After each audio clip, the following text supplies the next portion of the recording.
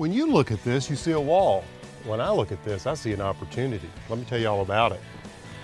They say an eco-friendly house can't be built in 150 days for $150,000, and I say it can. I'm Alan Smith. Join me as I push the limits with time, budget, and creativity with the Garden Home Challenge, exclusively on eHow Home.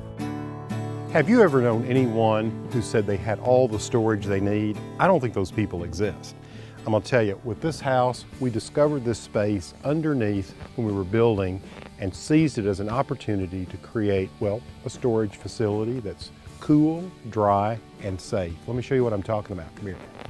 You know, when we designed this house, we wanted to make sure that we squeezed every available inch out of it for usefulness, whether it's space to live in or space for storage or whatever, and that includes this basement.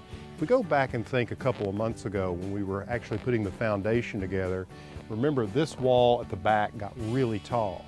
And if you remember, the way the house is lined up, we have this porch and back room that juts out. And if you'll recall, the way the house is designed, this back room juts out and there's a deck attached to it.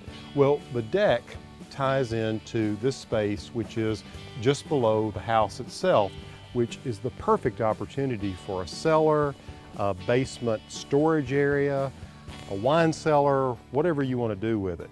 A family crypt even. Let's take a look inside. So as you can see, Tony's finishing up the floor, and what we ended up with is a room that's 8 by 16. Pretty spacious. And the floor is about 3 inches of concrete. We just used Quikrete, and for this area, at about 3 inches thick, took about 39 bags. It's pretty wet, and there's not going to be much sun in here, so it's going to take a while for this to dry. Now, he put a sub base of gravel and some wire there. This is only going to get foot traffic, so we don't need an extra thick piece of concrete or one that's overly reinforced. Probably the heaviest thing that'll go in here will be a deep freezer full of food. Of course, when you're doing any kind of work in a basement, a drain is really important. So Tony put a 4-inch drain in here, and it will spill out at the back here at some point if we ever get water in here. That's a safety net.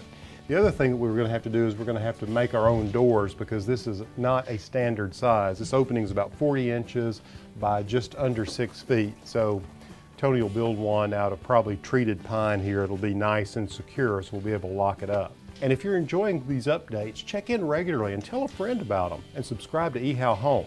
You know, anytime there's concrete poured, I can't resist writing my name in there.